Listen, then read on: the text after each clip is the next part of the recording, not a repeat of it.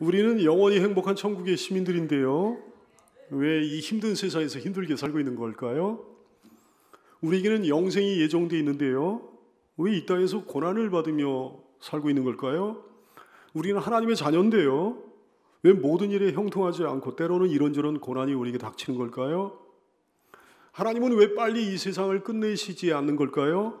왜 약속하신 새하늘과 새 땅을 우리에게 빨리 주시지 않고 미루시는 걸까요? 왜 우리를 빨리 천국에 데려가시지 않는 걸까요? 참된 신자들은 늘 이런 의문을 가져왔습니다. 하늘에 소망을 둔 많은 신실한 사람들이 항상 이런 의문을, 이런 질문을 가져왔습니다.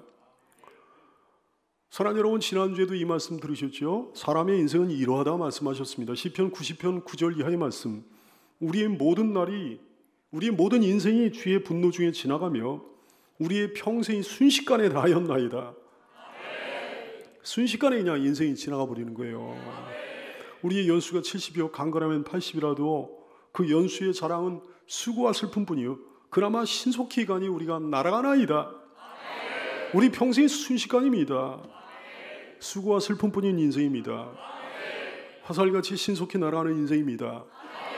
금방 쭈글쭈글해지는 인생입니다. 이런 덧없는 인생을 왜 사는 걸까요? 아등바등 살 필요가 뭐 있습니까? 안 믿는 분들, 세상 사람들은요, 덧없는 인생이라는 사실을 모르기 까닭에 별 문제의식이 없습니다. 그분들의 소망은 오직 이 세상에 있기에 별 문제의식이 없습니다. 어떤 일부 교인들도 그렇고 말이죠. 하지만 진실한 그리스도인들은 의문점을 가지지 않을 수가 없는 거죠. 하나님께 여쭤보지 않을 수가 없는 거예요. 주님, 이 땅에서의, 이 세상에서의 저희의 존재 의미는 뭡니까? 존재 의미가 뭡니까? 주님, 왜 우리에게, 저에게 이 땅에서의 삶을 살게 하시는 건가요? 이렇게 하나님께 여쭤보지 않을 수가 없는 거예요. 비록 덧없이 빠르게 지나가는 인생이지만, 화살같이 빠르게 지나가는 인생이지만, 그나마 즐겁고 행복한 일로 가득하다면, 재미있고 기쁜 일로 가득하다면 그래도 괜찮을 것 같아요. 별 문제 없는 인생이라면 그래도 좀 살만할 것 같습니다. 하지만 그렇지 않은 경우는 어떡하냐 얘기해요. 주님을 믿고 섬기다가 이런저런 고난을 받는다면 어떡합니까? 교회 다닌다고, 예수 믿는다고, 신자로 산다고 이런저런 힘든 일을 만나면 어떡합니까? 우리는 천국을 알고 있는 사람들이, 천국 소망하는 사람들인데 말이죠. 이런저런 힘든 일을 이 세상 살아가는 동안에 만나면 어떡하냐 얘기해요. 이 땅의 삶의 의미는 도대체 뭐냐 말씀입니다. 오늘 말씀은 거기에 대한 대답입니다. 오늘 14절 말씀에 뭐라고 하셨는가 하니, 그러나 의를 위하여 고난을 받으면 복이 있는 자니, 이렇게 말씀하셨어요. 너무나 분명합니다. 확답을 해주셨습니다. 신앙생활 하다가 고난을 받으면 한마디로 말하면 복 있는 사람이에요. 주님을 위해서, 의를 위해서, 선행을 위해서, 아름다운 삶을 위해서 고난을 받는 사람, 복 있는 사람입니다. 영원한 천국에서 영원히 복 있는 사람이에요. 잠시 반짝거리고 사라지는 복이 아닙니다. 잠깐 스쳐 지나가는 복이 아닙니다. 잠깐 있다가 사라질 복이 아닙니다. 영원한 복, 영원히 빛날 복, 영원히 사라지지 않을 복을 우리 주께서 약속해 주신 거예요. 사랑하는 성도 여러분, 이 땅에서 사는 동안 믿음으로 살다가 고난받으면 영원한 복이 있는 복된 사람입니다. 그러니 이 땅에서의 이 잠깐 동안의 삶이 얼마나 아름다운 삶이에요. 주님 믿고 섬기다가 형통하고 행복해도 그것이 아름다운 삶이에요. 주님을 믿고 섬기다가 설사 고난을 받는다고 해도 아름다운 삶이에요. 그러니까 이 땅의 삶이 한마디로 얘기하면 이래도 아름다운 삶이요, 저래도 아름다운 삶이라는 말씀입니다. 오늘 이 위대한 영적 진리를 깨닫고 돌아가는 여러분 되시기를 축복합니다. 13절 말씀과 14절 말씀은 연결해서 봐야 됩니다.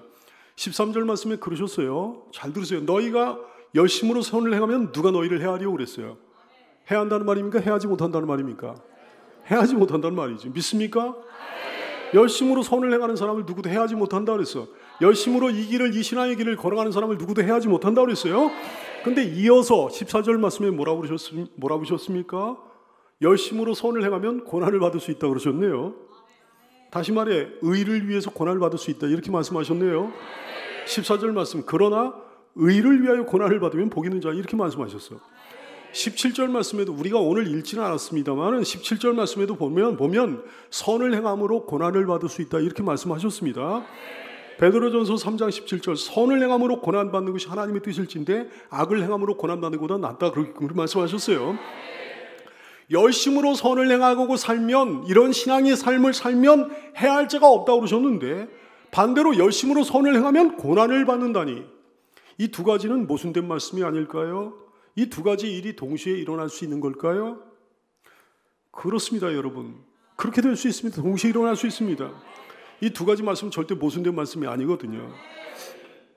참된 그리스도인은 참된 신앙생활로 말미암아 그 인생 가운데 일시적으로 고난을 만날 수 있겠습니다. 하지만 그를 해할 자가 없다 얘기예요. 무슨 말일까요? 일시적으로 고난을 받을 수 있지만 그 고난이 그리스도인을 해롭게 하지 못한다는 말씀이에요. 망하게 하지 못한다는 말씀이에요. 힘든 그리스도인의 고난은 고난받는 그 사람을 해롭게 하기는커녕 도리어 복이 됩니다.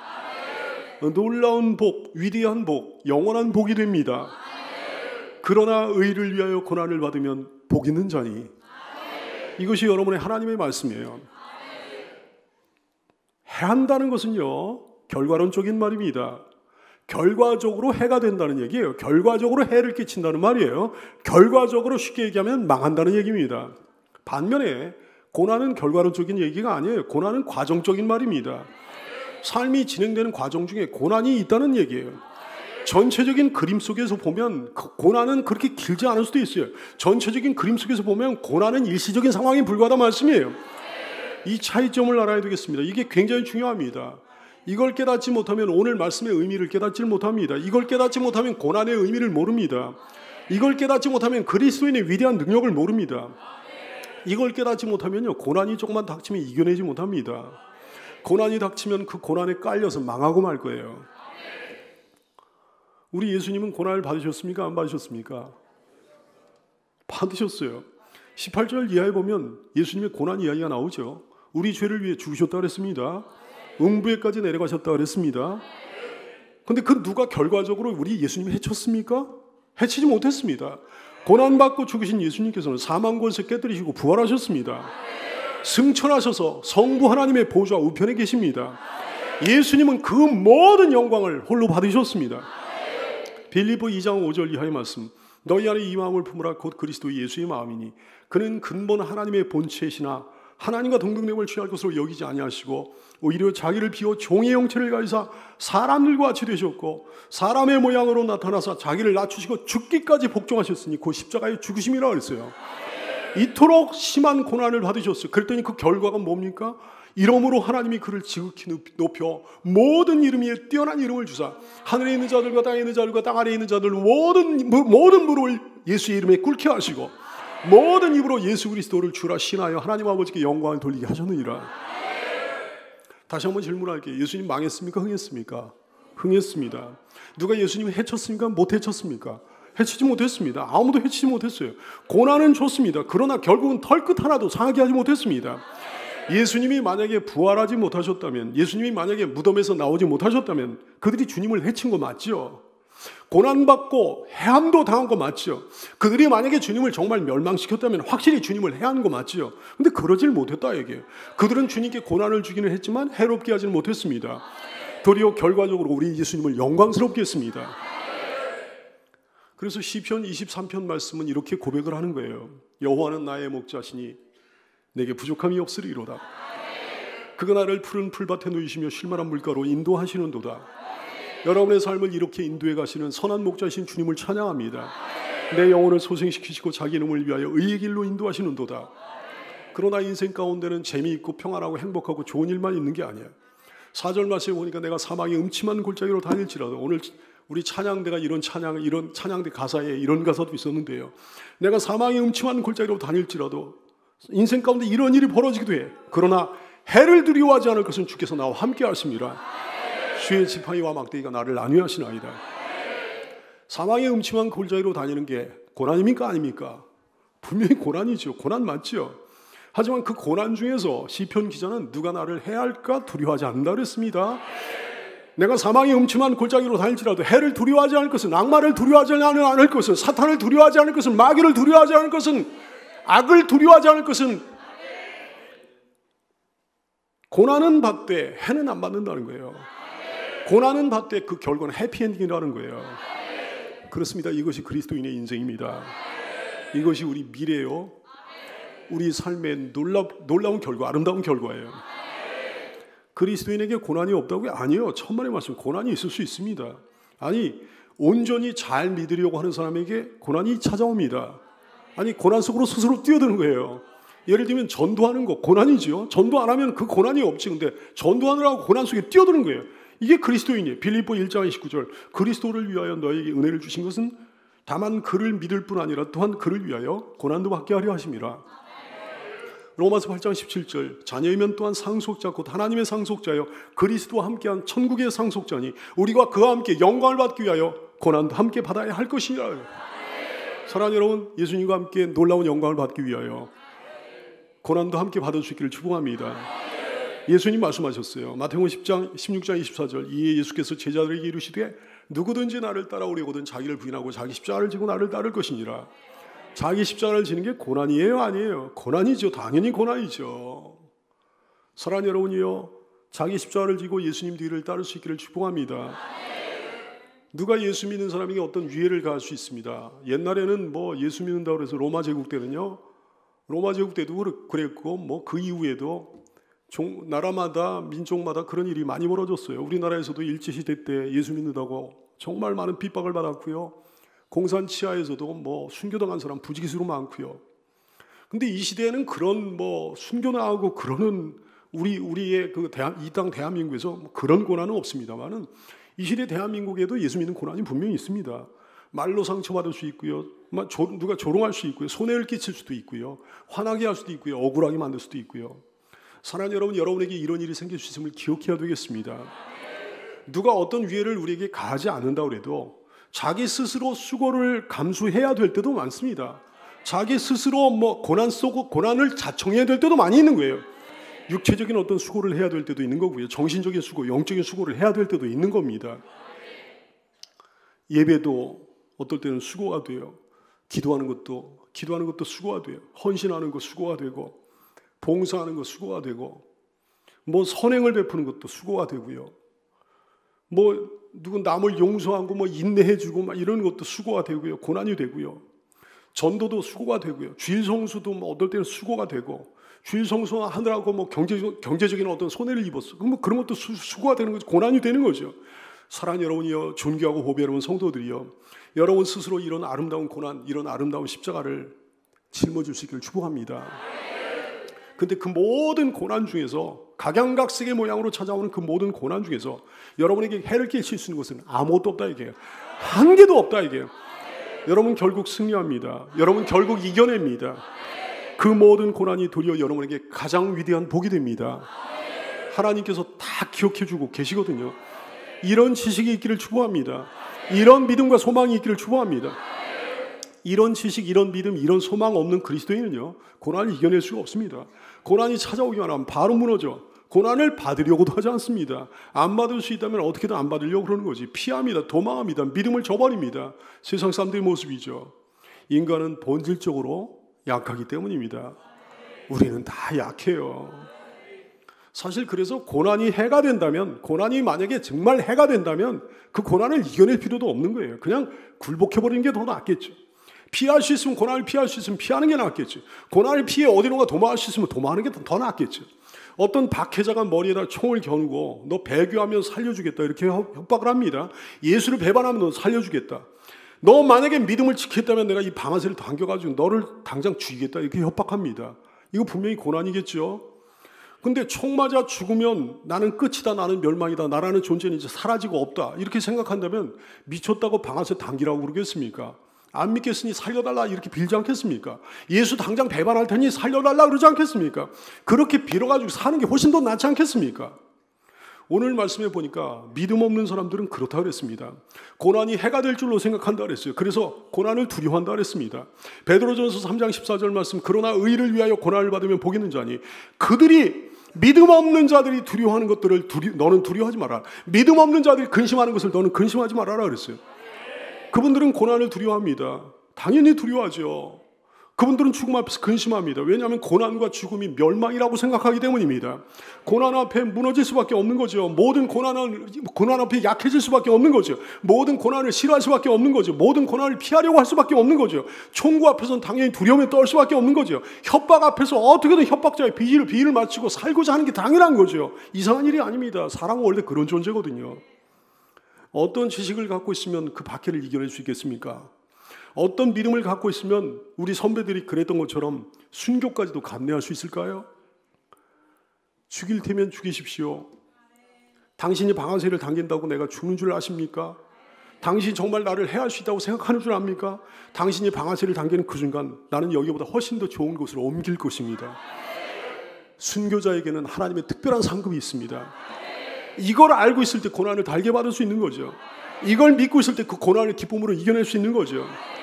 그 사람의 미래는 그 지식대로, 그 믿음대로, 그 소망대로 될 것입니다. 그렇습니다. 그 모든 건 다 일시적인 고난에 불과합니다. 어떤 고난이라고 할지라도 일시적인 고난에 불과해요. 일시적인 사망의 음침한 골짜기에 불과합니다.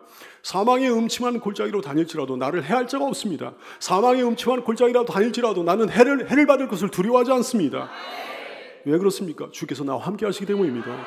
주의 지팡이와 막대기가 나를 안위하시기 때문입니다. 결국 내가 영원한 복, 놀라운 복을 받을 것이기 때문입니다.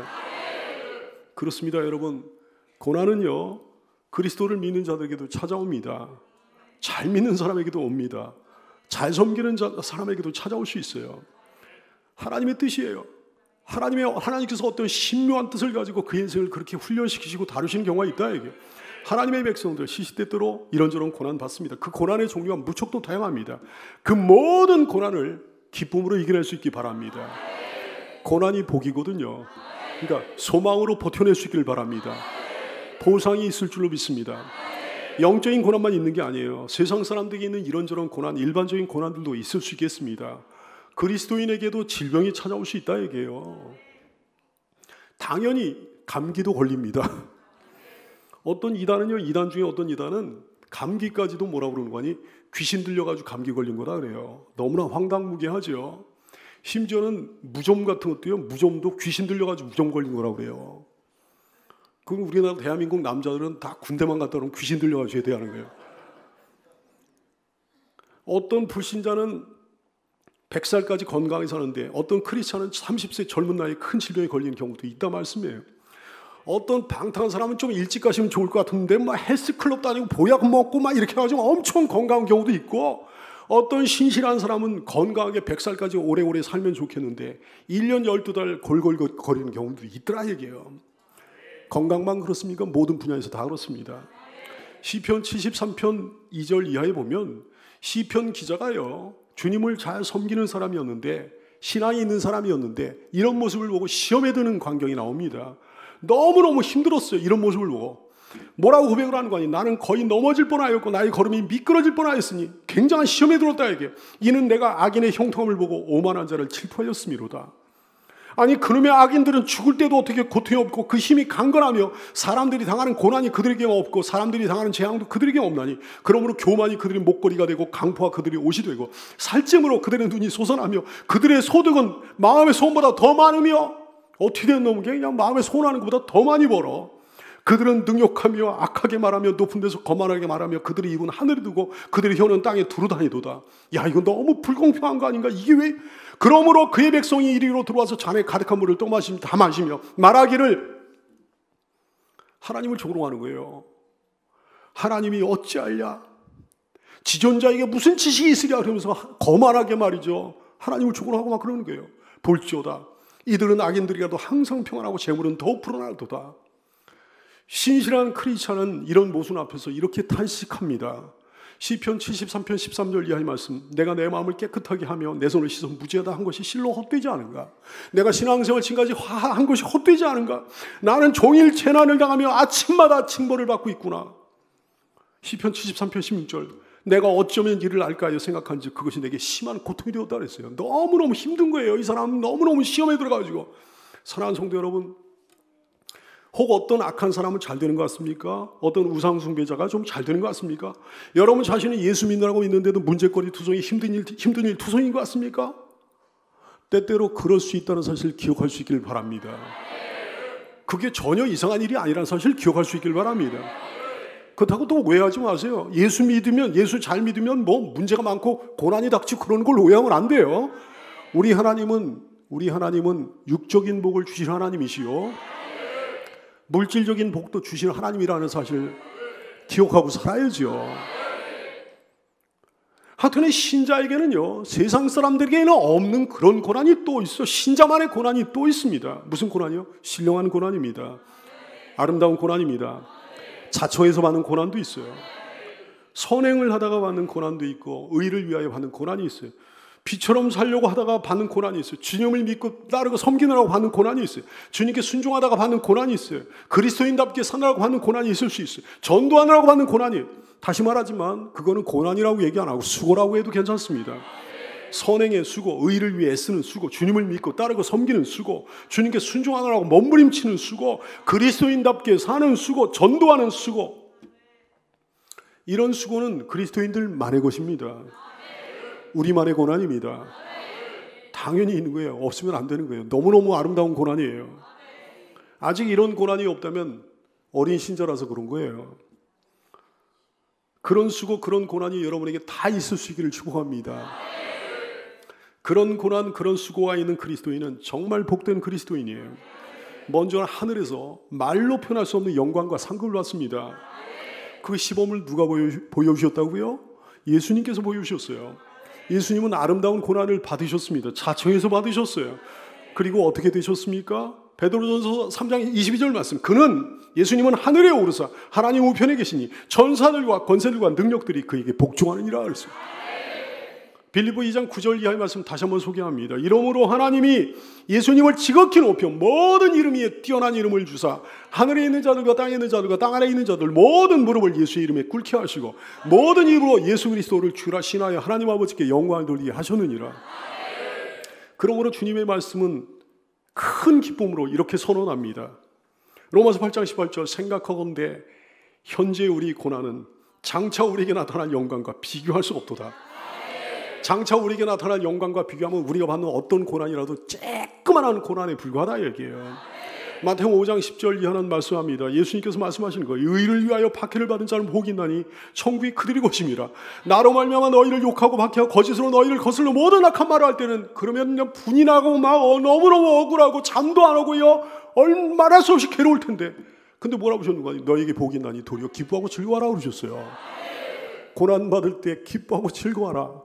세상 사람들은 죽었다 깨어나도 모르는 영적인 원리, 신앙적인 원리, 여러분은 이 원리를 깨달아 알아야 되는 거 아니었어요? 고난받을 땐 너희에게 복이 있나니 기뻐하고 즐거워하라. 하늘에서 너희 상이 큼이라. 너희 전에 있던 선지자들도 이같이 박해하였느니라. 하늘에서만 복을 누리는 게 아니에요. 이 땅에서도 주님의 인도와 보호와 구원하심과 건져주심의 은혜를 받습니다. 이 땅에서도 상급 받습니다. 이 땅에서의 상급에 대한 간증도 여기저기서 넘치지 않습니까? 그 상급도 받을 수 있기를 축원합니다. 뿐만이 아니잖아요. 고난을 통해 신자가 성숙해요. 고난을 통해 인격이 깊어지고 자라납니다. 고난을 통해 믿음이 깊어집니다. 고난을 통해 막 소망이 뜨거워집니다. 고난을 통해 가지고 다른 사람을 위로하고 섬겨줄 수 있는 리더가 됩니다. 고난이 없는 사람이 어떻게 다른 사람을 섬겨주겠어요? 실패 한 번도 안 해본 사람이 어떻게 실패하고 있는 사람을 위로해 줄 수가 있겠어요? 아파보지 않은 사람이 지금 아픈 사람을 어떻게 위로해 줄 수 있겠어요? 고난을 통해 가지고 다른 사람을 위로할 수 있는 리더가 된다 얘기예요. 고린도서 1장 3절 이하의 말씀, 찬송하리로다. 그는 우리 주 예수 그리스도의 하나님이시요 자비의 아버지시요 모든 위로의 하나님이시며 우리의 모든 고난 중에서 환난 중에서 우리를 위로하사 우리로 하여금 하나님께 받는 위로로서 모든 환난 중에 있는 다른 사람들을 능히 위로하게 하시는 이시로다. 하나님께 위로를 받아가 다른 사람을 위로하게 되는 거예요. 그리스도의 고난이 우리에게 넘친 것 같이 우리가 받는 위로도 그리스도로 말미암아 넘치는도다. 그러므로 우리가 환난 받는 것도, 우리가 고난 당하는 것도 너희가 위로와 구원을 받게 하려는 것이요, 우리가 위로를 받는 것도 너희가 위로를 받게 하려는 것이니 이 위로가 너희 속에 역사하여 우리가 받는 것 같은 고난을 너희도 견디게 하느니라. 다른 사람을 섬겨주고 다른 사람으로 하여금 그 고난을 이기게 하는 리더가 되는 거예요. 고난은 사람을 건강하게 합니다. 고난은 사람을 하나님께 가까이 나가게 합니다. 고난은 하나님을 의지하게 합니다. 고난은 하나님을 더 잘 믿게 합니다. 고난은 하나님을 더 뜨겁게 사랑합니다.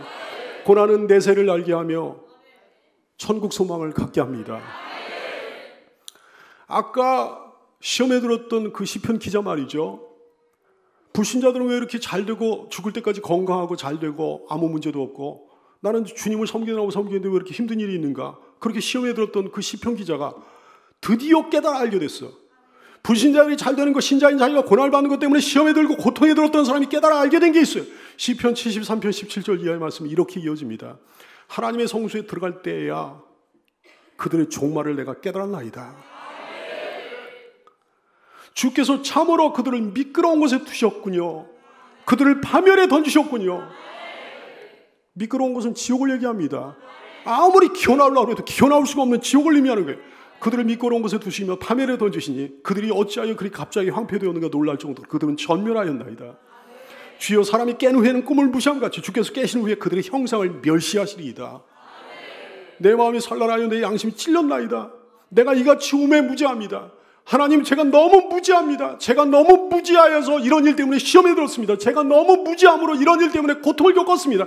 제가 너무 무지함으로 이런 일 때문에 하나님을 원망까지 했습니다. 저는 짐승 같은 자였습니다. 하나님,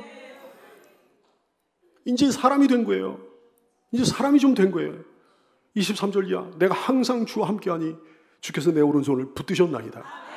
주의 교훈으로 나를 인도하시고 후에는 영광으로 나를 영접하시리니 천국에서 영광으로 나를 영접하시리니 하늘에서는 주 위에 누가 내게 있으리요 땅에는 주밖에 내가 사모할 리 없나이다. 이렇게 아름다운 고백을 하고 있는 거예요. 이 고백이 여러분 모두의 고백인 줄로 믿습니다. 여러분도 지난 날을 돌이켜 보십시오. 여러분의 고난이 여러분에게 마이너스 됐습니까? 아니요, 플러스 되지 않았습니까? 신실한 크리스천들은 한결같이 얘기하는 거예요. 고난이 결국엔 자기의 플러스가 됐다고 고백하는 거예요. 무엇보다도 이 얘기는 아직 끝나지 않았습니다. 진짜 플러스는 앞으로 펼쳐집니다. 사랑하는 존귀한 성도 여러분이요, 그러므로 의를 위하여 받는 고난 피하지 말기 바랍니다. 이 삶을 기뻐하기 바랍니다. 이 삶에 닥쳐온 어떤 고난이라고 할지라도 두려워하지 말기 바랍니다. 고난의 결과도 두려워하지 말고 의심하지 말고 근심하지도 말기 바랍니다. 베드로전서 3장 14절, 그러나 의를 위하여 고난을 받으면 복이 있는 자니 그들이 두려워하는 것을 너희는 두려워하지 말고 그들이 근심하는 것을 너희는 근심하지 말아라. 누구도 여러분을 해할 수 없는 줄로 믿기 바랍니다. 해하기는커녕 도리어 이롭게 할 줄로 믿으시기 바랍니다. 반드시 모든 고난이 복이 될 줄로 믿으시길 바라요. 다시 한번 14절, 그러나 의를 위하여 고난을 받으면 복이 있는 자니. 시작. 그러나 의를 위하여 고난을 받으면 복이 있는 자니. 고난이 있어도 감사, 고난이 없어도 감사. 고난이 있든지 없든지 항상 주를 바라보고 주의 상급과 칭찬을 소망하면서 그저 열심으로 기쁨으로 이 길을 걸어가는 성도들 되기를, 한결같이 주를 믿고 따르고 섬기며 순종하는 성도들 다 되기를 예수님의 이름으로 축복합니다.